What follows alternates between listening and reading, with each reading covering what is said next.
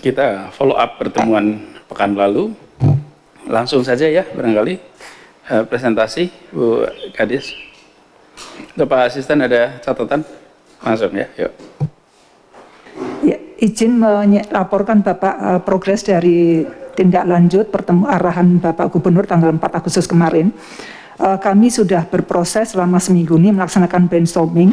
Pertama adalah membuat analisa SWOT antara bagaimana di puskesmas dan di rumah sakit. Yang kedua, kita mengundang para pakar, beberapa holding fasilitas layanan kesehatan swasta, kemudian Pak James Riyadi, kemudian dari BUMN, ahli dari institusi pendidikan, dan seorang agens brand konsultan untuk memberikan masukan. Yang ketiga, membuat survei tentang persepsi masyarakat terhadap kebutuhan layanan DKI dengan pertanyaan tertutup yang kami adop dari pertanyaan-pertanyaan dari Menpan RB dan dimensi mutu. Dan yang terakhir adalah literasi mengenai bagaimana sistem kesehatan di beberapa negara yang coba kami cari. Next. Ya, lanjut aja. Ya, ini Bapak yang tadi kami sampaikan. Lanjut. Ya, pertama adalah tentang penyusunan SWOT. Kami membagi dua. Lanjut.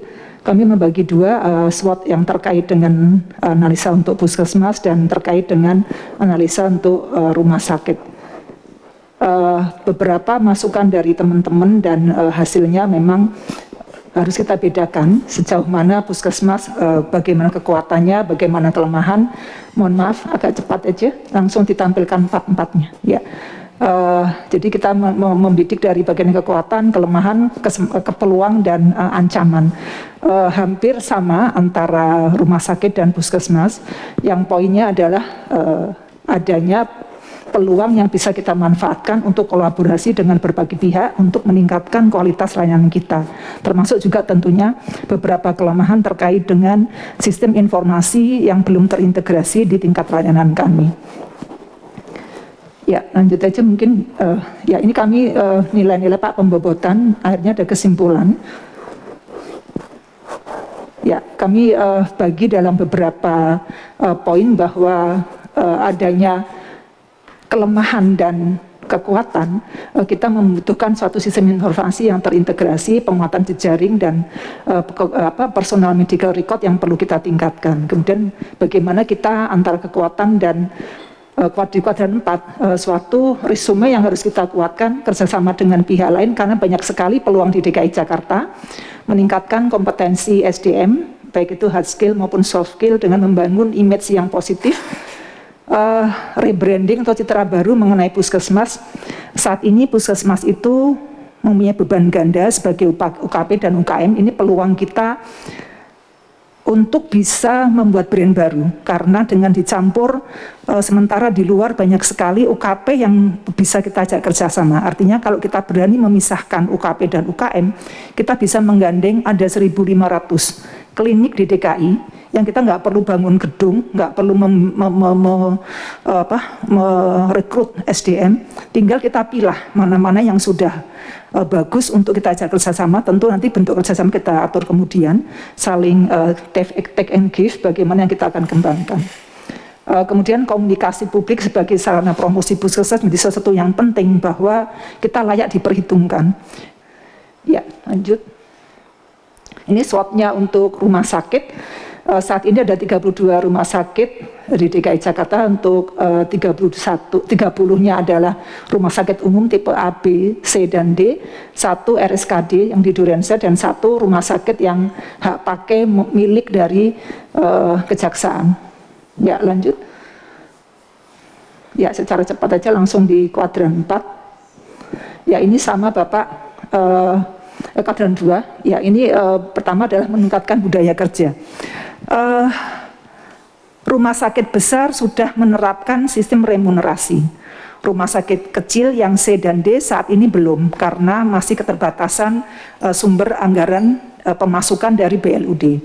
Satu sisi remunerasi ini membangun suatu kepemilikan, rasa kebersamaan, sehingga hampir mirip-mirip profit oriented, bahwa dengan semakin tingginya rate yang kita dapatkan dari BLUD, akhirnya tim itu akan mendapatkan gaji yang memadai. Jadi tetap bahwa nilai insentif menjadi suatu poin penting yang harus kita sama-sama perhatikan.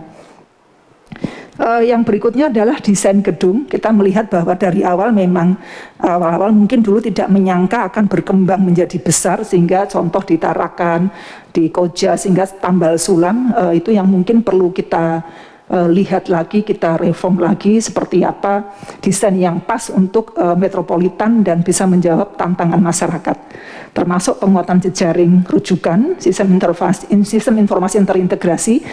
Sangat setuju dengan paparannya Bu Tika waktu lalu, yang ini akan sama-sama dibangun, tentunya akan mempermudah kita semua. Nah, kemudian yang berikutnya adalah strategi promosi produk layanan. Ini yang sering teman-teman tuh malu-malu.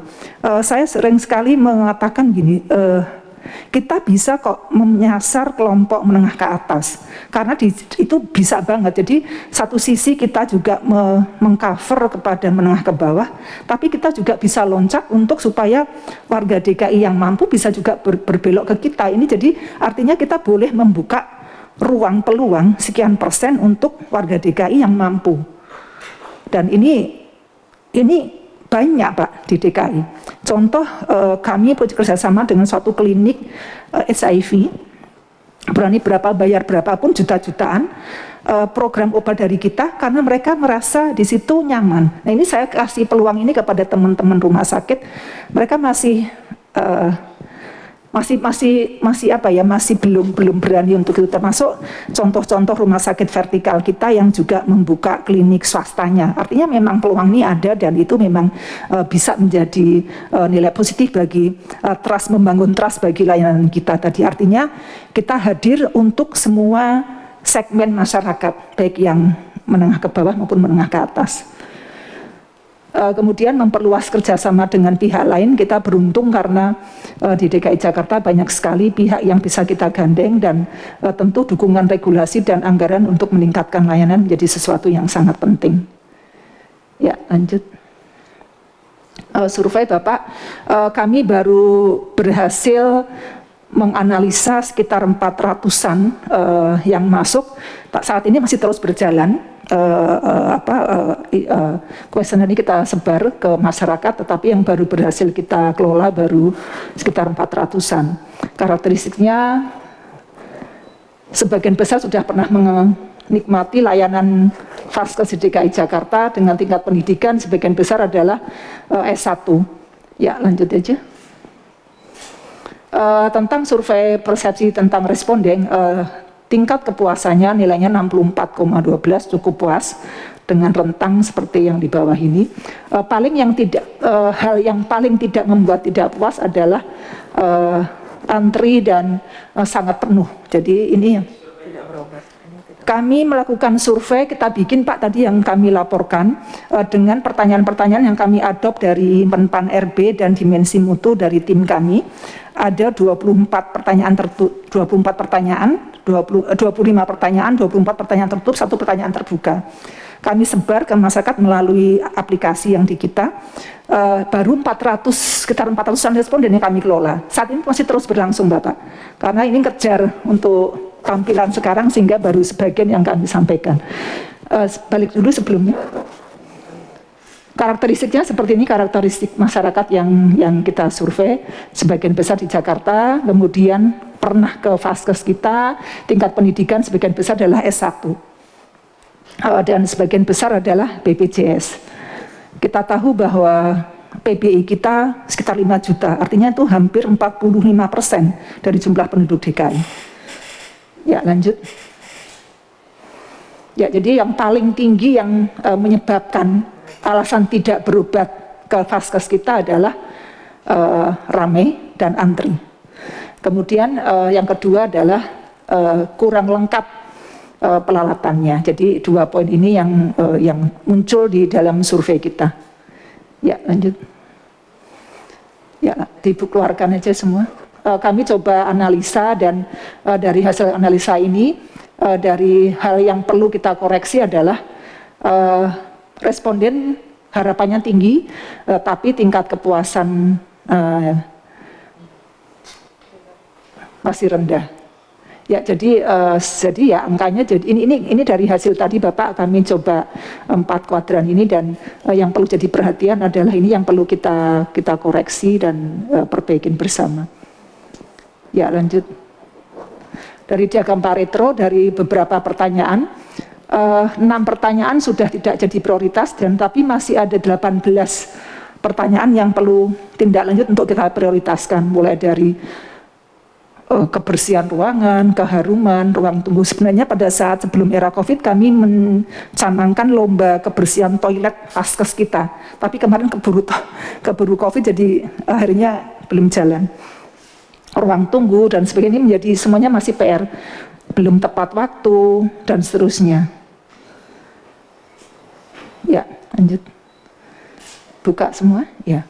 Kemudian ada kesimpulan dari beberapa pertanyaan, apakah bagaimana rasa percaya untuk memakai kembali layanan kita. Ternyata sebagian besar memang sangat bersedia. Jadi sangat bersedia, tidak bersedia, sangat tidak bersedia. Jadi sebagiannya masih berkenan untuk kembali berobat ke vaskes kita. Ini menjadi peluang yang kita harus tingkatkan supaya makin trust. Kemudian apakah akan merekomendasikan layanan kita untuk kerabat atau tetangga dan sebagainya. Ternyata juga 50% masih mengatakan akan merekomendasikan. Ini menjadi kekuatan kita untuk terus meningkatkan dengan berbagai kekurangan tadi. Balik. Sangat bersedia, tidak bersedia, dan sangat tidak bersedia. Melihat tampilan berarti 50% mau merekomendasikan vaskes kita kepada kerabatnya, dan masih ingin berobat kembali kepada vaskes kita, 45%. Ya, lanjut. Ya, kesimpulannya tadi izinkan pertama adalah kategorinya tingkat kepuasan cukup baik dengan nilai 64. 3 hal persepsi yang belum pernah adalah menyebabkan tidak datang adalah ramai dan antri, peralatan kurang lengkap, dan ketersediaan dokter maupun spesialis yang sangat terbatas. Prioritas utama adalah tentang ruang tunggu yang bersih dan nyaman, pelayanan harus tepat waktu, dan kemudian kesiapan tenaga yang harus memberikan dengan cepat. Jadi ini menjadi prioritas utama yang harus diperbaiki untuk layanan kita.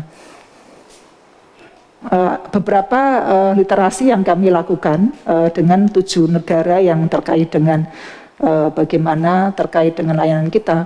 Poin utama, ini adalah curah pikiran. Jadi beberapa narasumber yang terkait dengan bagaimana menilai vaskes kita dan apa masukannya. Poinnya adalah hampir sama dengan kegiatan di SWOT Bapak. Sarana kurang memadai, SDM kurang handal, antri panjang, kurangnya komunikasi antara pasien dengan dokter. Ini masukan-masukan dari para narasumber, termasuk juga bagaimana kita mampu mengidentifikasi pelanggan-pelanggan kita. Sementara beliau-beliau menganggap sebenarnya DKI mempunyai kekuatan dalam hal layanan kesehatan daerah. Kita mempunyai vaskes dan memiliki posisi yang cukup dengan jejaring yang cukup luas dan bisa dimanfaatkan untuk membangun suatu ekosistem untuk kolaborasi dengan berbagai pihak. Ini satu sisi sebagai tantangan.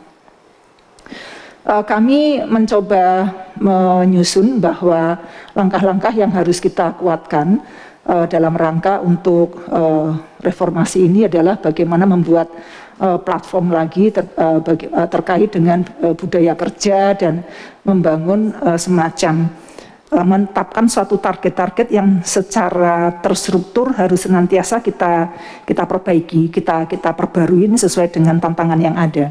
Artinya pada satu sisi meskipun teman-teman sudah ada penilaian tingkat kepuasan pelanggan di masing-masing vaskes, tapi itu belum menjadi standar karena persepsi dan harapan yang masih sangat berbeda dan seolah-olah sudah puas di titik itu.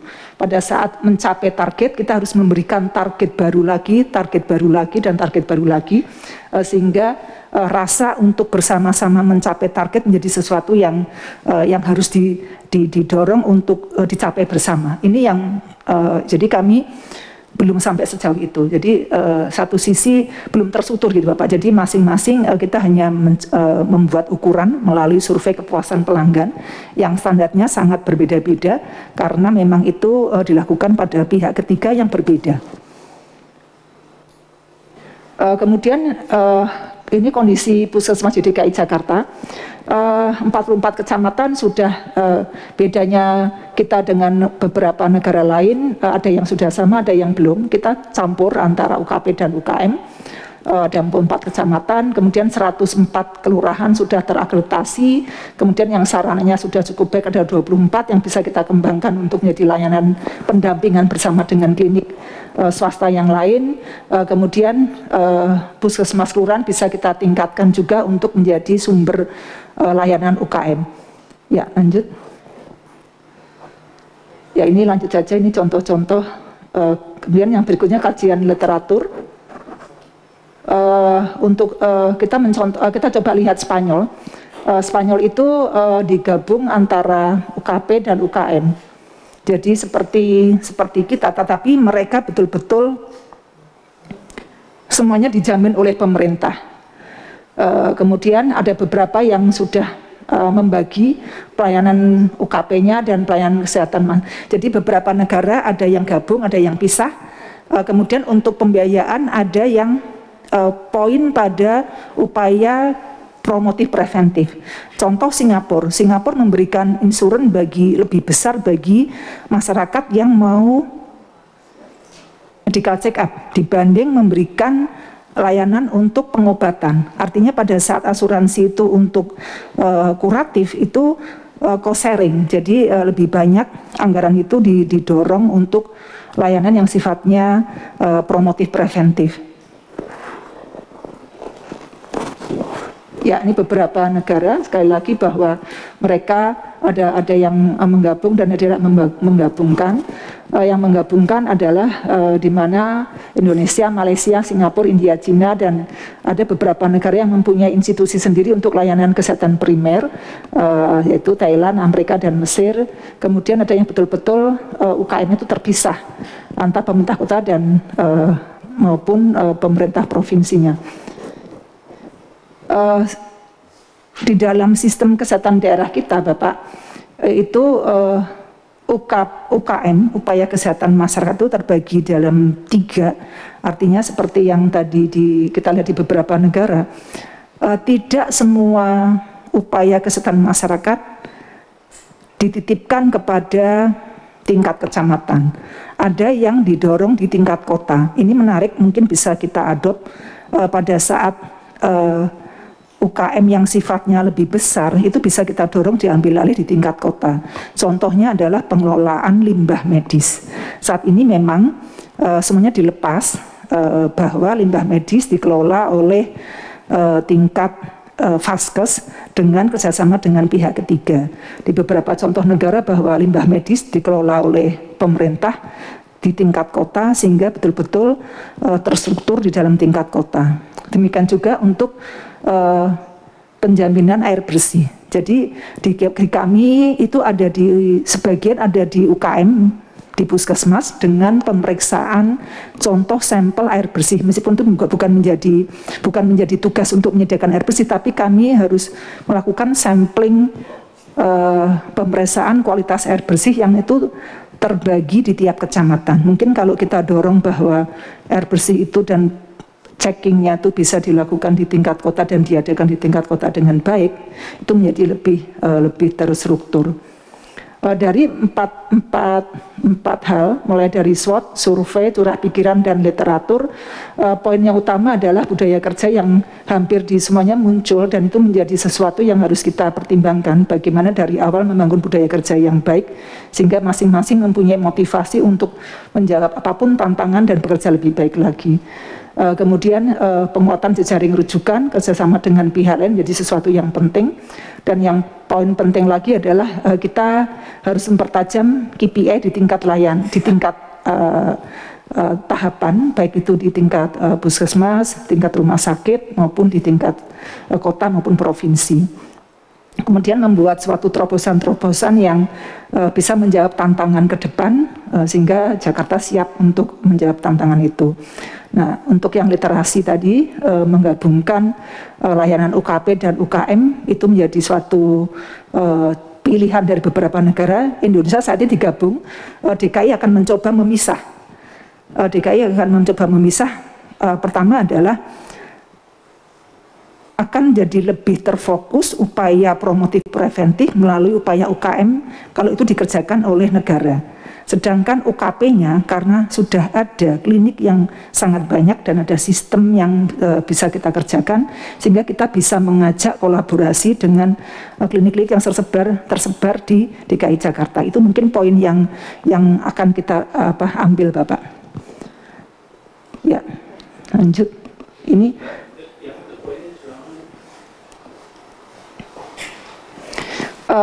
Ini kami membeda, ya Bapak. Kami membagi empat tadi yang masukan-masukan. Di beberapa negara ada yang digabung, ada yang dipisah. Di Indonesia saat ini digabung. Jadi puskesmas adalah UKP dan UKM. Ternyata berat. Dalam kondisi sekarang pandemi berat.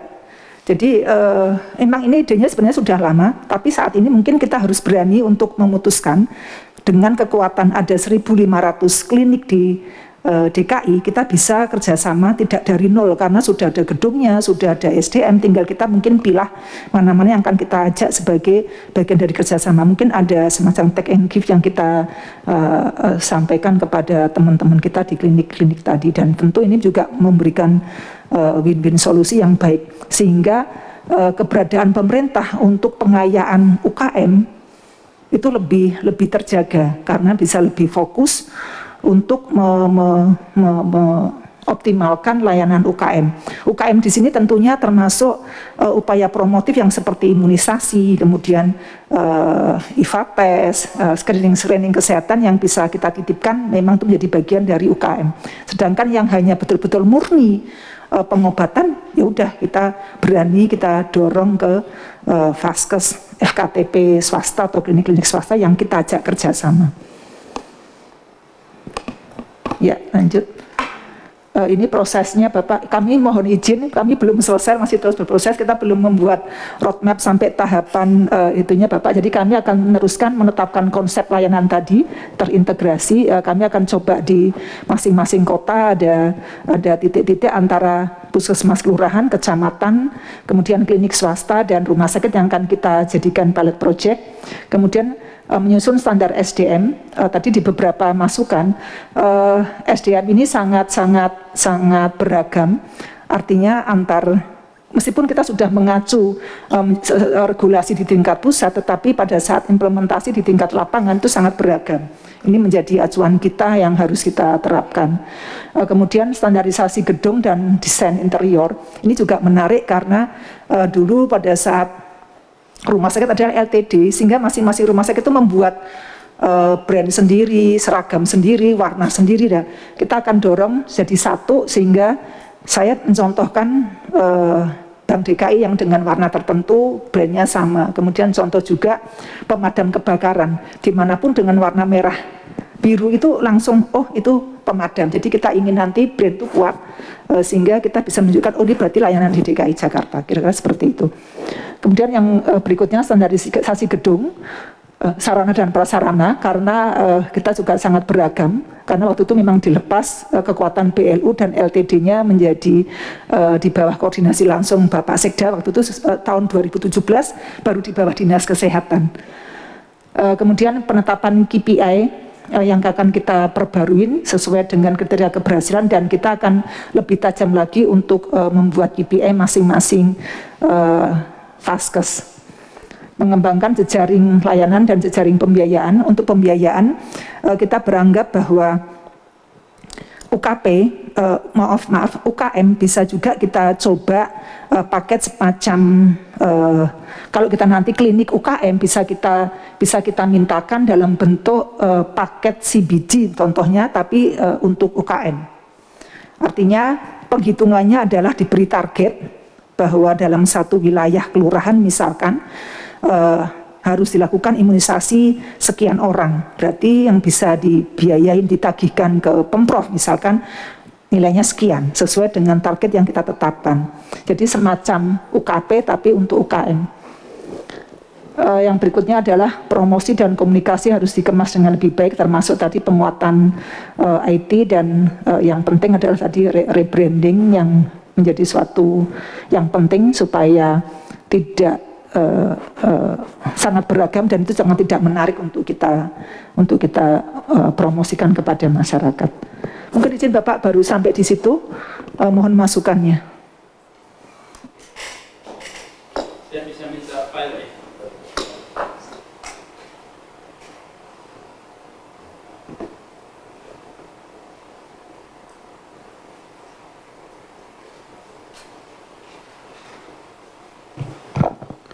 Jadi Bapak Ibu sekalian saya hormati, terima kasih. Saya rasa sebuah proses yang berlangsung cukup cepat, tapi menemukan banyak sekali peluang perubahan. Betul ya kira-kira Bapak Ibu? Ruang untuk perubahan itu ketemu banyak sekali. Kalau kita lihat tadi baru dari aspek SWOT-nya saja, itu kita menemukan betapa banyak sesungguhnya keunggulan kita yang bisa dikonversi jadi kepercayaan publik. Ini luar biasa. Tentu saja daftar kelemahan kita punya, we're not perfect, tapi paling tidak ada catatan itu. Lalu yang berikutnya adalah ketika sudah melihat ini semua, termasuk soal perbandingan dengan beberapa negara, saya berharap kita bisa what next. Coba kembali ke buka slide 33.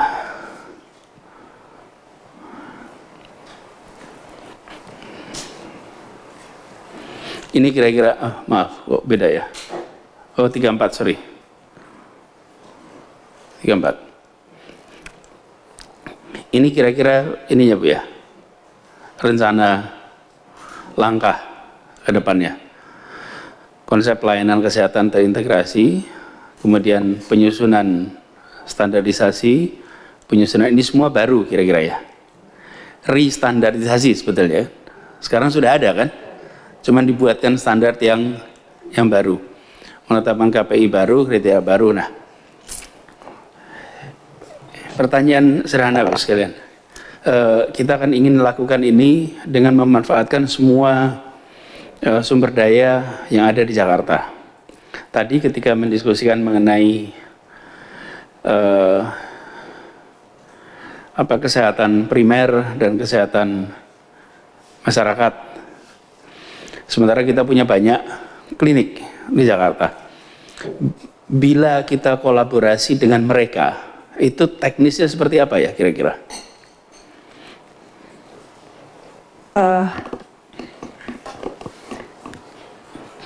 Bisa semacam insuran Bapak. Jadi artinya apa hal yang bisa kita subsidi dan kita bayarkan kepada pihak pemberi layanan tadi dalam hal UKP tadi. Jadi contoh mungkin yang saat ini berjalan, Puskesmas dengan BPJS contoh. Itu Puskesmas itu dibayar oleh BPJS untuk klaim UKP saja. Jadi Puskesmas dibayar oleh BPJS untuk klaim UKP. Pada saat kita akan lepaskan UKP, bisa saja UKP tadi yang klinik-klinik tadi kita bantu untuk mencapai standar tertentu sehingga bisa nanti kerjasama dengan pihak asuran yang kita tunjuk. Saat ini dari 1.500 klinik memang baru sekitar 24 yang yang sudah terstandar sesuai akreditasi Kemenkes. Nah, sehingga yang kerjasama dengan BPJS hanya 24. Padahal banyak lagi klinik yang sebenarnya bisa dan kita dorong. Satu, mungkin mereka ragu-ragu karena tidak mempunyai kapasitas sumber daya yang bagus sehingga bisa kerjasama. Sementara puskesmas kita karena itu mandator jadi harus. Nah, ini yang mungkin bisa kita dorong karena saat ini semacam berebut klien Bapak. Pembayaran klaim ini kan berdasarkan jumlah kepesertaan. Kalau ini kita dorong bagi tugas itu kepada klinik swasta, itu mungkin jadi puskesmas lebih fokus untuk kegiatan promotif preventif dan penguatan upaya kesehatan masyarakatnya. Sedangkan yang batuk pilek, yang memang datang klien itu bisa, karena klinik itu kan tersebar di semua kecamatan. Hampir semua kecamatan pasti ada klinik. Tetap tidak menutup kemungkinan kita pun juga harus punya. Jadi tidak semuanya nanti kita kan sudah ada 300-an lebih puskesmas kecamatan dan kelurahan. Jadi nanti kita pilih mana yang akan menjadi benar-benar membantu bersama-sama dengan klinik swasta sebagai UKP dan mana yang UKM. Saya titipkan bahwa UKM harus ada di tiap kelurahan. Kenapa? Karena kalau UKM hanya di kecamatan itu terlalu lama. Sementara masalah kesehatan masyarakat itu ya paling kecil ya di titik kelurahan. Dengan standar jumlah SDM yang ada, nanti kita akan tuangkan bahwa sekian standar sumber daya yang ada untuk masing-masing kelurahan. Kalau UKM, core kegiatannya apa? Promotif preventif dan kalau terjadi sesuatu bencana seperti itu UKM Bapak. Seperti tentu promotif preventif itu bentuknya bagaimana ya? Misalkan harus tahu betul profil penduduk di tingkat wilayah terkecilnya. Contoh kelurahan, bagaimana piramida penduduknya, sehingga mereka akan menghitung kebutuhan akan upaya preventif, misalkan imunisasi. Mereka harus tahu bahwa jumlah bayi yang perlu imunisasi berapa, sehingga berhitung untuk secara manajerial merencanakan mulai dari pengadaan sarananya, SDM-nya, dan meyakinkan bahwa semua warga di situ tercover untuk kegiatan preventif. Kemudian misalkan ada kejadian demam berdarah, dia harus menghitung berapa yang harus di fogging, berapa yang harus dilakukan PSN, berapa harus menyediakan abate dan sebagainya. Kegiatan misalkan kalau dibuat prosentase dari sebuah puskesmas antara kegiatan yang UKM dan UKP, kira-kira balance-nya berapa tuh? Kalau masalah bobot pekerjaan secara total, tentu tanggung jawab terhadap status suatu kesehatan itu di wilayah tentunya berat di UKM. Karena itu adalah tanggung jawab kolektif yang harus yakin bahwa tingkat kelurahan yang menjadi binaannya sehat. Ya. Jadi dari bicara itu, maka aktivitas sebuah puskesmas, aktivitasnya nih, berapa persen di bawah bendera UKM, berapa persen di bawah bendera UKP? 50-50, 60-40, 75-25, 65-35, 60-40 Pak. 60-40, besar juga ya 40-nya, UKP-nya kan?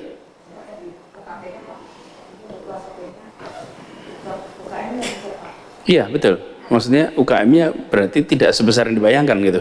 Saya membayangkan porsi UKM-nya lebih besar.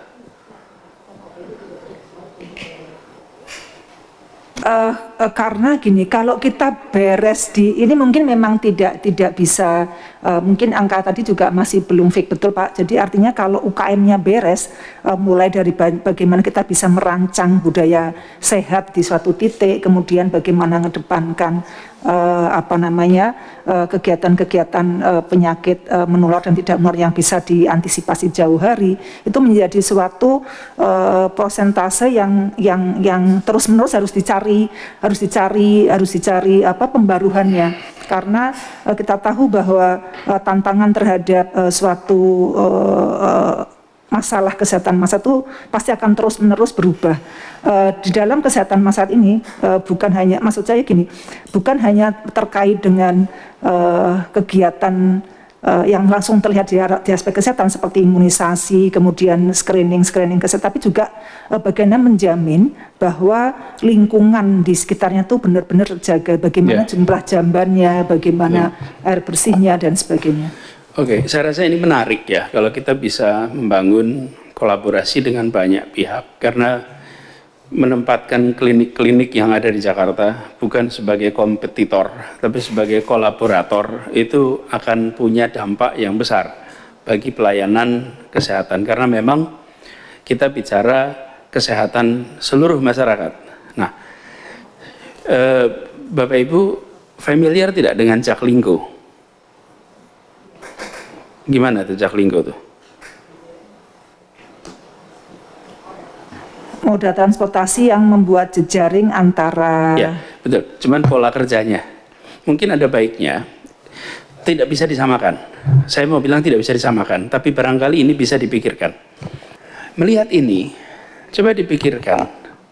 Bila memang kita bisa membangun sebuah sistem kolaborasi seperti itu. Di mana mereka memberikan jasa pelayanan kesehatan yang memenuhi standar pelayanan minimal kita, dan tentu saja ada kriterianya macam-macam. Makanya saya katakan di awal tidak bisa simetris ini karena beda nature-nya. Tapi intinya adalah bagaimana menggunakan semua sumber daya untuk menjamin kesehatan yang terkait dengan kuratif bisa dibagi perannya, yang terkait dengan preventif promotif itu diambil oleh negara. Negara bisa fokus di situ. Itu yang terkait dengan puskesmas. Jadi coba rute itu kaji lebih jauh untuk kemudian kita buatkan pola kerjasamanya. Nah, sekarang gini Ibu sekalian, kalau kita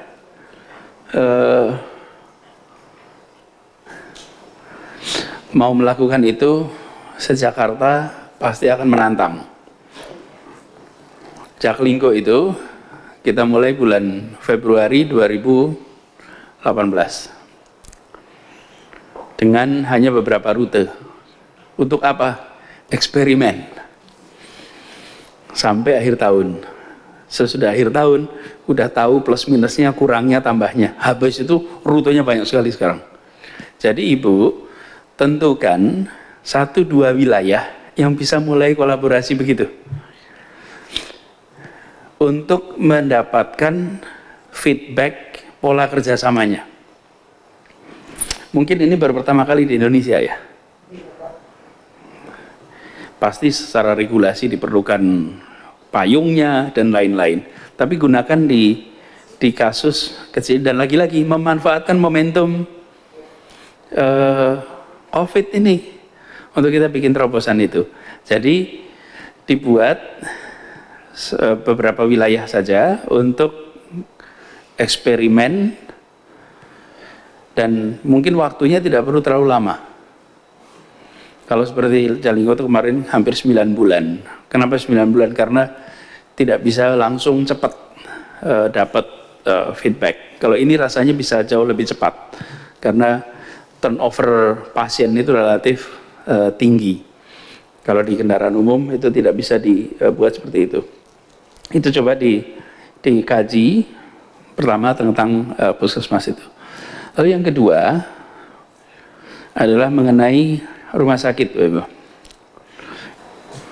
Tadi kalau bicara kesimpulan ya, tadi disampaikan hampir di semuanya, baik curah pikiran, baik SWOT, itu soal budaya itu ada terus. Sebetulnya budaya itu apa sih? Bahasa sederhananya itu. Itu dia, kebiasaan. Begitu ditulis sebagai kebiasaan, saya rasa lebih mudah untuk menerjemahkannya. Jadi kebiasaan-kebiasaan yang harus diubah. ini ya, kalau kita bicara di sini, penerjemahannya seperti apa, Bu? Untuk reformnya.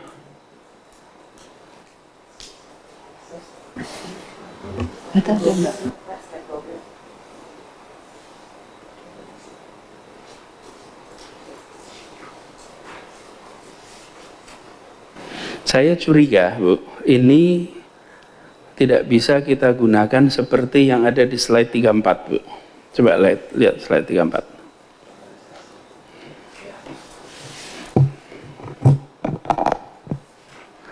Ketika sampai kepada praktek sebuah rumah sakit ya, saya rasa pendekatannya harus begini, cari pembanding yang kemudian bekerja dekat. Dari situ nanti ketemu urutan ini, Bu. Artinya urutan standarisasi dan lain-lain itu bukan muncul di awal, itu muncul hasil interaksi. Jadi bukan kita, jadi bukan kita kemudian diam gitu muncul gitu, enggak. Tapi dengan dikerjakan bareng, dari situ lalu muncul ide, oh berarti standarnya harus begini untuk gedung, untuk sarana, untuk manajemen, untuk KPI baru. Kenapa? Karena hasil interaksi itu.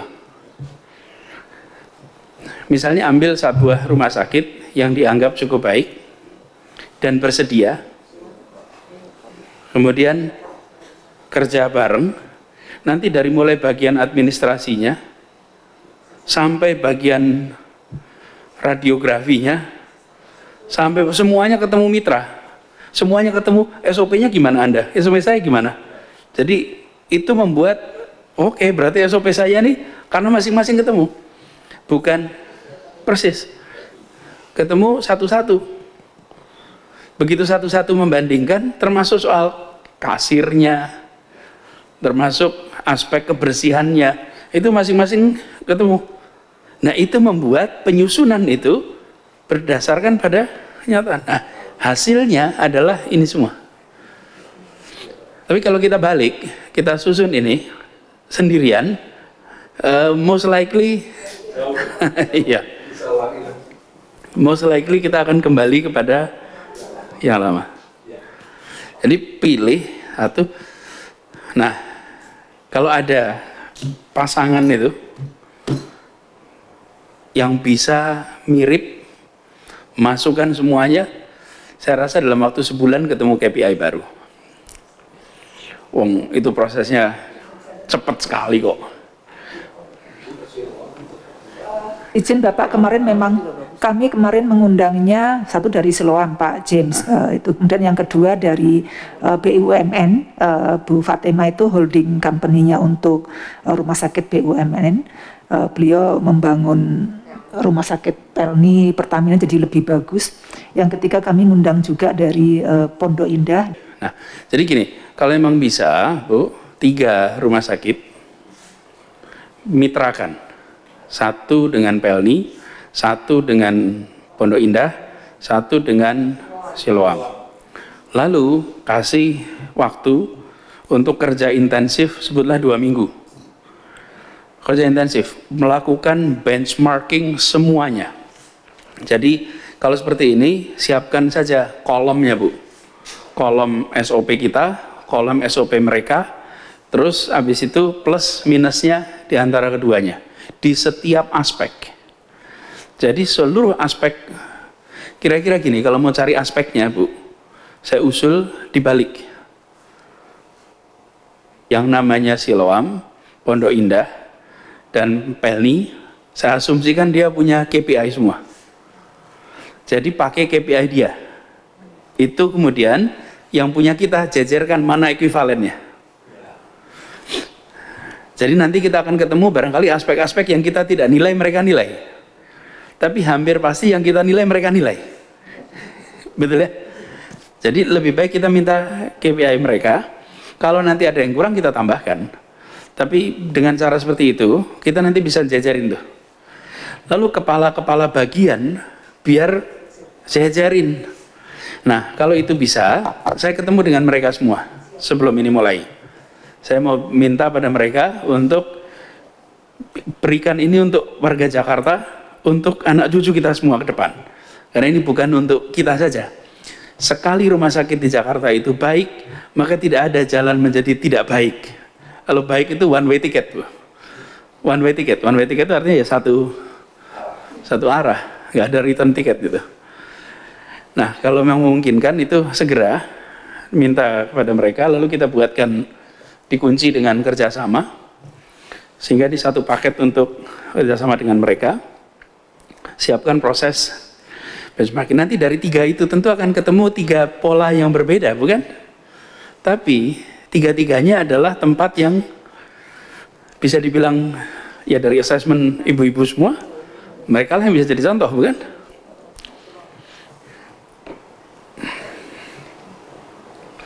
Dan itu cukup fair enough, Bu. 1 dari BUMN, 2 dari swasta. Gimana, Bu? Bu Wening, monggo langsung ngomong. Bu Wening mengusulkan apakah ada tambahan rumah sakit swasta atau diganti yang lebih. Saya sih tetap Pak, Pondok Indah, Siloam nggak apa-apa. Mungkin apakah kita juga akan lihat rumah sakit vertikal ya? Ya, keunggulan dari rumah sakit seperti Siloam dan Pondok Indah itu kan sesungguhnya bukan di aspek medisnya ya, tapi aspek hospitality-nya ya. Hospitality. Kenapa disebut hospital? Karena you are in the hospitality business. Kan bukan klinik sudah, bukan medical facility, tapi hospitality.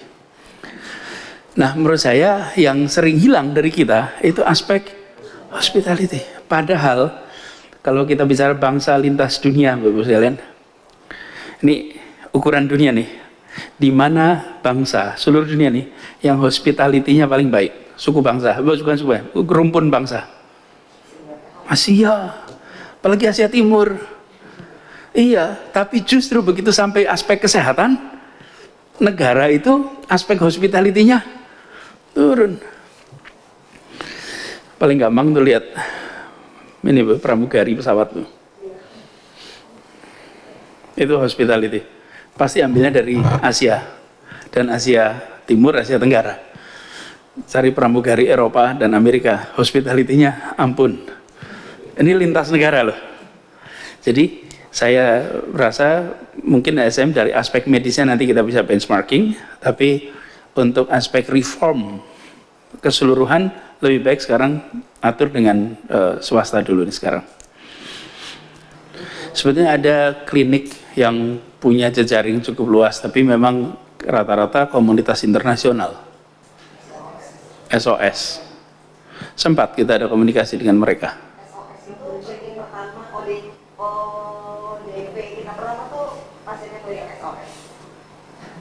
Jadi dengan mereka networknya sebenarnya ada Pak, tapi belum. Ya, terkaitnya program, jadi belum aspek klinik sebagai klinik. Tapi itu menarik Pak, nanti kami tentunya pada saat pengembangan UKP tadi, kita akan lihat bagaimana SOS nanti untuk itu. Oke. Kalau keterkaitan dengan kita, izin klinik Semua di PTSP semua Pak.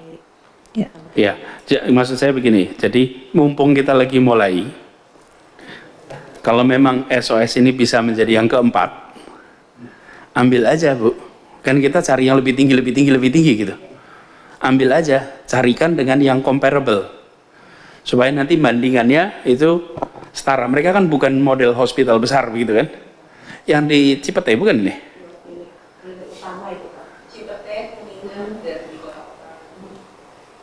Ya, jadi memang coba sekalian dah kalau gitu, lakukan 4 itu, kerjakan sesegera mungkin, lalu bawa hasilnya, kira-kira dalam 3 minggu ya kita bisa keluar hasil Bu.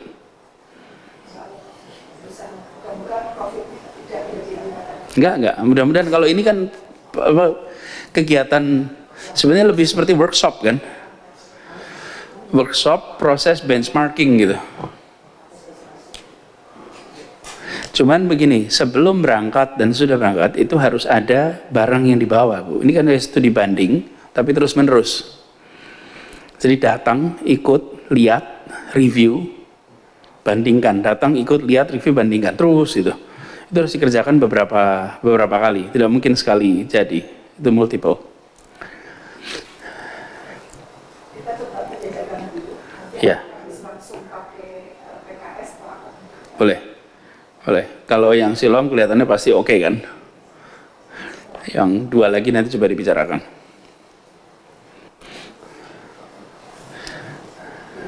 Dulu Bu, ini di Dikbud pernah ada program begini Bu. Jadi kepala sekolah di daerah-daerah dibawa ke Jawa untuk jadi wakil kepala sekolah selama 1 semester. Wakil kepala sekolah di Jawa dikirimkan ke sekolah itu jadi kepala sekolah. 1 semester aja, di swap. Apa yang terjadi? Si kepala sekolah di sini, wakil kepala yang jadi kepala sekolah membawa kebiasaan di sini. Lalu wakilnya yang pulang meneruskan nanti di sana. Karena gapnya kan tinggi. Tapi kalau jadi begini, jadi bukan hanya si wakilnya mengirim orang ya, tapi ditukar selama 6 bulan. Wakil jadi kepala, kepala jadi wakil, tapi hanya 6 bulan. Sesudah itu balikan.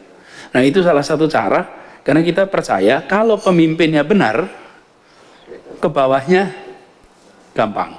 Tapi kalau pemimpinnya tidak berubah, ke bawahnya sulit. Jadi nanti di tingkat leadership juga begitu.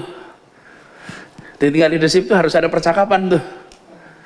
Bagaimana menjadi direktur rumah sakit di milik pemerintah dengan direktur rumah sakit di swasta, ngadepin BOD-nya, dan bukan BOD kalau mereka Board of Commissioner ya, karena itu kan PT ya, itu menghadapi mereka pasti jauh berbeda dibandingkan seperti kita. KPI-nya seperti apa, itu semua harus lengkap tuh. Nah, Bu Wening ngobrolnya dengan para komisaris Bu Wening. Bu Wening itu ngobrol dengan komisarisnya Siloam, komisarisnya RSPI, komisarisnya SOS. Apa yang Anda tuntut dari para direktur?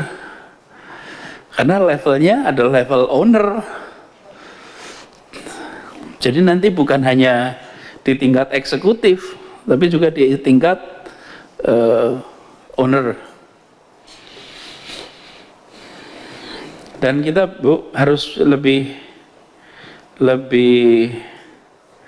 aktif untuk mendorong puskesmas, ini bicara puskesmas lagi, mendorong puskesmas untuk menemukan klien-klien yang bisa menjadi promotor.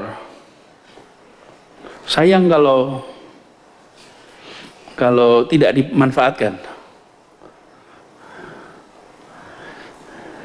Bisa nyalakan ini saya.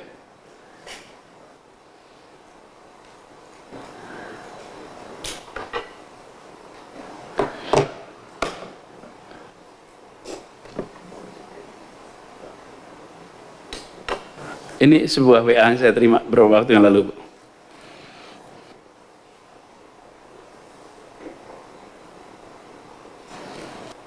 Ini kalau ditanya levelnya ini atas, Bu, bukan menengah, Bu.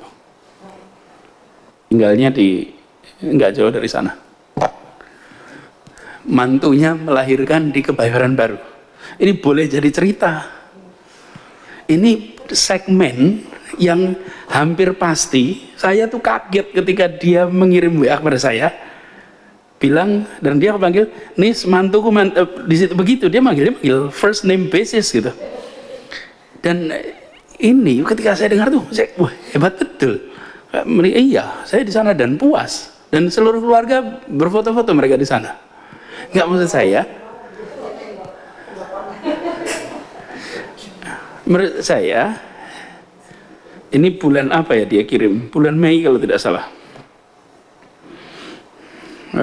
Menurut saya begini, ini hanya kita itu kurang inilah, kita ini mengerjakan hal-hal baik, kurang bercerita yang baik-baik, Bu.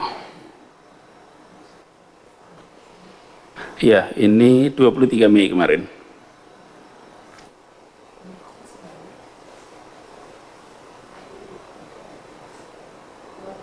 Ya, nggak tahu tuh, 2 hari perawatan. Jadi untuk puskesmas dan rumah sakit kecil itu memang paket bersalin gratis biaya BPJS. Cuman kan yang menarik adalah bagi dia pelayanan yang baik kan. Ini suruh bayar berapa saja bisa kok gitu. Dan dia bisa ke SOS, rumahnya deket SOS, bisa ke Pondok Indah yang tidak jauh juga, tapi milih melahirkan di RSUD Kebayoran. Alasannya pasti bukan uang, Bu. Karena kalau uang bukan masalah di situ. Sama sekali bukan masalah. Iya, dan dia ceritakan 50.000 itu kan sambil kagum-kagum gitu. Iya. Nah, ini maksud saya, teman-teman di puskesmas diberikan kesadaran. Kan salah satu, coba lihat aspek tadi, dikembalikan lagi. Slide tadi. Itu kan melakukan rebranding, bukan? Nah, ini harus coba secara serius, puskesmas itu diberikan SOP. Bagaimana caranya menangkap potensi orang-orang yang melakukan rebranding. Mereka-mereka yang bisa menyampaikan word of mouth. Ini orang-orang seperti ini itu kalau cerita kepada komunitasnya lebih kredibel daripada iklan dimanapun. Tapi karena kita tidak tangkap mereka, tidak manfaatkan mereka, ya lewat aja tuh potensinya. Nah, ini harus ada kesadaran. Para dokter, perawat, admin, siapa-siapa yang kelihatannya datang ke situ potensi untuk komunikasi. Jadi ini harus ada SOP terkait dengan komunikasi. Nah, ini strategi ini pasti kita harus belajar dari mungkin konsultan pihak ketiga yang mengerti caranya melakukan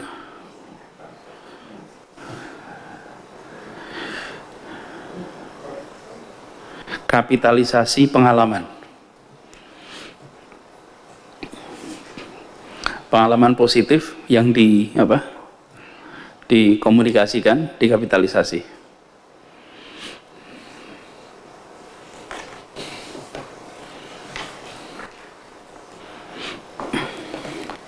Oke, jadi langkah jangka pendeknya terkait dengan proses ini,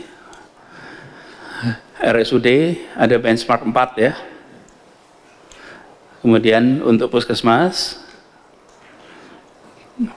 coba kaji ke depan bagaimana UKM dan UKP itu dipisahkan, atau mungkin bahasanya begini, Bu.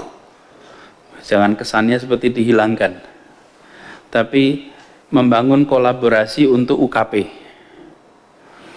Ya, jadi tetap puskesmas itu pegang UKP, tapi pengerjaannya bersama-sama. Soalnya kalau dipisahkan nanti puskesmasnya tidak lagi ngurusi UKP.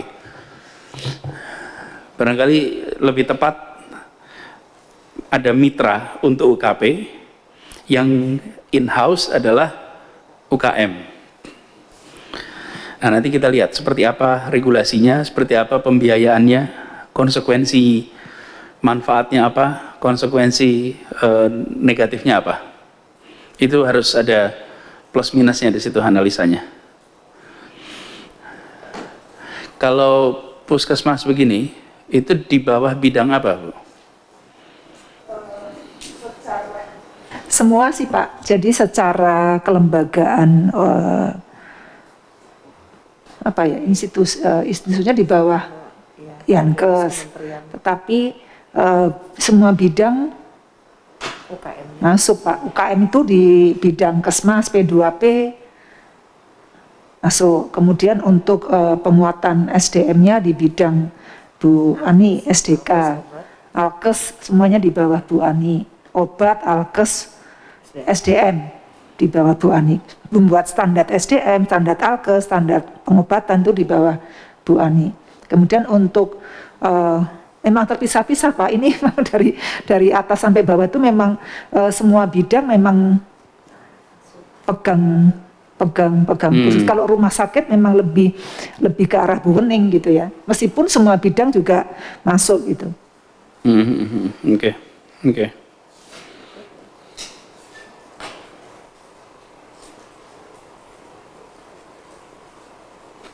Ya.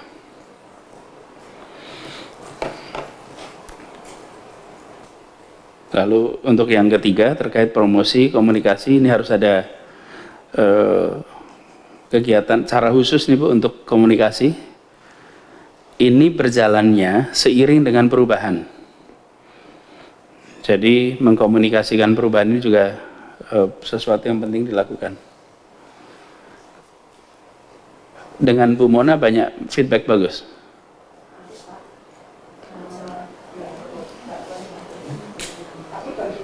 Enggak semua. Kenapa?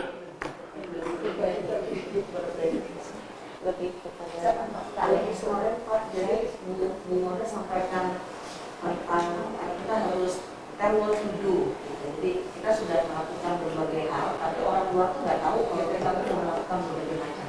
Jadi tetap komunikasi publik itu harus ada relasi dengan media, dengan komunikasi itu harus dilakukan. Jadi jangan melupakan itu. Terus ada personal social responsibility gitu. Jadi setiap orang memang punya apa? Setiap orang punya untuk tanggung jawab sosialnya. Jadi sehingga kalau itu diasah, itu sebenarnya bisa masing-masing personal itu bisa lebih bagus gitu. Oke. Lebih banyak memberikan motivasi sih Pak sebenarnya kemarin itu. Oke. Ya, nanti cari dah caranya, we are no expert untuk soal ini, tapi Ibu secara khusus menyiapkan, barangkali dipikirkan untuk ada pos anggaran komunikasi yang itu urunan semua RSUD. Jadi bukan hanya Redinas, tapi semuanya itu, sehingga nanti semuanya dapatkan manfaat. Nah itu diatur lah gimana caranya, sehingga ada komponen komunikasi, terus semuanya kayak konsorsium untuk menggaungkan terobosan, pelayanan, dan lain-lain. Kebetulan sudah ada forum Dewas Bapak, yang memang ada tanda kutip iuran semua rumah sakit, sehingga nanti kita dorong dulu pakai itu, kalaupun anggarannya belum ada. Kemudian untuk puskesmas juga sudah ada forum kita pertama di Indonesia yang APJ, Asosiasi Puskesmas, yang mereka juga ada dana yang barengan urunan tadi. APJ itu kepanjangannya? Asosiasi Puskesmas Jakarta. Yang waktu itu bikin acara ya, yang Bapak waktu itu di hotel di Jakarta Barat. Ya, oke, sip. Baik Bapak Ibu sekalian, ini satu langkah bagus. Lihat presentasi tadi juga it's impressive, menunjukkan bahwa dalam waktu yang cukup singkat Bapak Ibu telah berhasil mengkompilasi akumulasi pengalaman menjadi satu struktur yang insya Allah nanti ini manfaat sekali untuk reform yang akan dilakukan nanti. Dan sebaiknya Bapak Ibu sekalian, bahan-bahan ini dijadikan sebagai bahan bacaan untuk para pimpinan di level pimpinan untuk refleksi, bukan untuk disebarkan sana sini, tapi refleksi para pimpinan. Cuma memang ketabahan kita dalam berbagi WA itu suka nggak tahan, Bu. Kalau itu diberikan summary-nya saja, nanti untuk bahan untuk kita reform.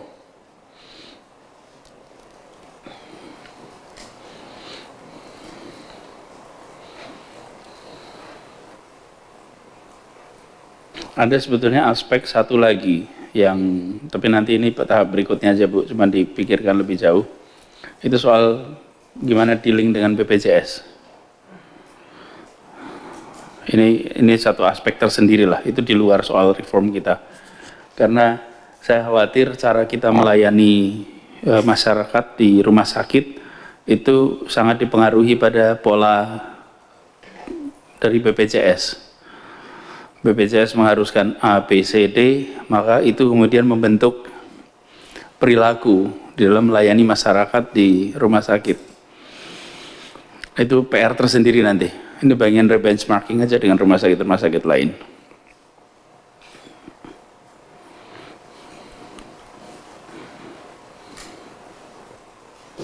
Terima kasih Bapak semuanya. Ada catatan lain? Pak Susra? Cukup? Jadi kita akan dengar hasil proses benchmarking ini. Kalau sekarang tanggal berapa nih sekarang? 11 in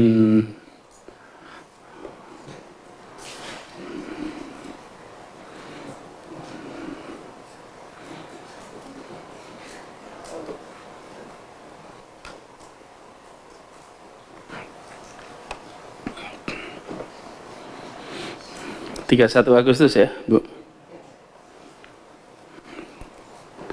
31 Agustus sudah kita dengar hasil proses benchmarking itu dengan 4 fasilitas kesehatan tadi. Kalau Dewan Pengawas Rumah Sakit itu anggotanya berapa orang, Bu? Kita kelompokkan saat ini menjadi 2, Pak. Satu dewas untuk rumah sakit besar, ada 5 orang ya, 5 orang. Kemudian dewas untuk rumah sakit kecil 5 orang. Saya menitipkan ke diri saya sendiri dan teman-teman, dewas itu kan lebih banyak memotret aspek bagaimana kinerja sebagai BLU. Padahal kita juga semuanya BLU, artinya puskesmas juga BLU, UPTJ kita juga BLU. Izin Bapak, kami ingin mengembangkan dewas itu ada di masing-masing kota, yang nanti linknya adalah satu dewas di tiap kota yang membidangi BLU yang ada di kota itu.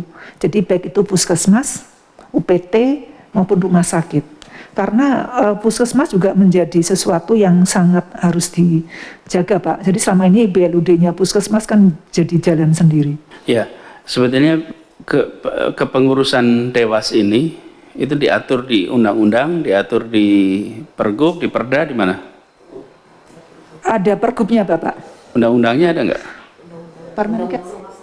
Di dalam undang-undang rumah sakit ada. Apa isinya? Bahwa suatu rumah sakit harus mempunyai dewas. Harusnya satu dewas, satu rumah sakit. Itu sangat, kita belum mampu sekarang itu, jadi kita sementara gabung dalam tadi, satu dibagi 2 besar. Yang berada di dewas ini dipilih oleh? Organisasi profesi, asosiasi rumah sakit. Oke. Jadi mereka mengirimkan begitu? Kami tim kita bersurat kepada asosiasi rumah sakit, organisasi profesi, institusi pendidikan untuk mengirimkan siapa yang menjadi tim yang bisa kita ajak berkoordinasi. Deliverable-nya apa ya kalau dewas ini? Apa ya, produknya apa? Outputnya? Ya. Di situ disebutkan bahwa di dalam dewas satu pasti ada perwakilan dari owner, Bapak. Kemudian outputnya rekomendasi terhadap suatu kinerja rumah sakit. Bagaimana perform dari aspek BLU-nya, efisien efektif suatu BLU. Jadi BLU itu diharapkan kan dalam satu BLU itu makin lama subsidi makin kecil, itu makin besar. Ini yang dijaga betul supaya tetap perform, tetap aspek itunya jalan dengan baik. Ini termasuk barangkali, Bu, begitu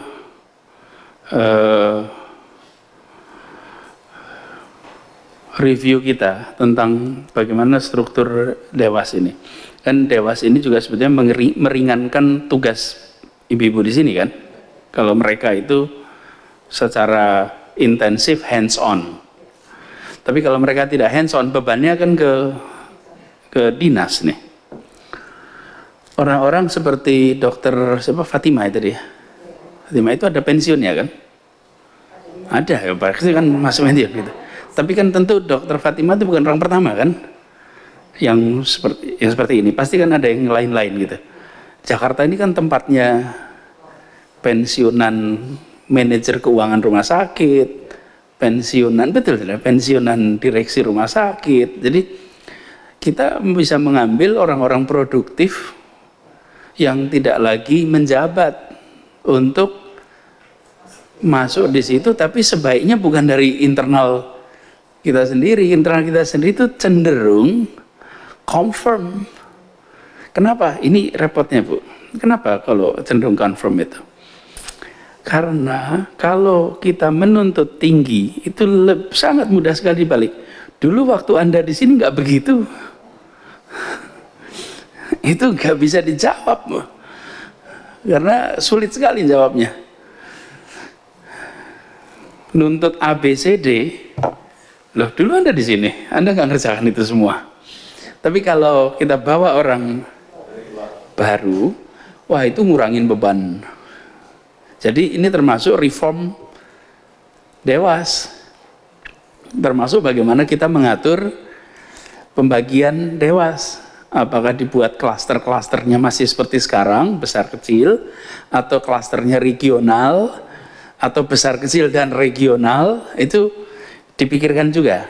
Lalu sumber dayanya, ambil sumber daya yang standarnya lebih tinggi, demanding, biar yang di bawahnya juga dikejar-kejar terus. Kami menyaksikan, Bu, BUMD yang komisarisnya itu ngejar-ngejar terus, beda sekali dengan yang komisarisnya relax. Beda sekali dari sisi tuntutan kinerja dan bebannya di kantor gubernur. Yang komisaris yang ngejar-ngejar terus, itu saya terkurangi sekali bebannya gitu. Tapi yang tidak, bebannya pindah ke kita. Jadi review ini juga. Lalu aspek lain, lakukan talent scouting. Talent scouting atas pribadi-pribadi yang bisa kontribusi untuk sistem kesehatan di Jakarta, tapi dia sudah tidak lagi berada di dalam pemerintahan atau di dalam sistem rumah sakit swasta. Bahkan banyak dari mereka yang dulunya bekerja di organisasi internasional yang bisa dibawa ke sini. Kita ketemu lagi tanggal 31 dengan insya Allah hasil yang sudah lebih lengkap. Begitu ya?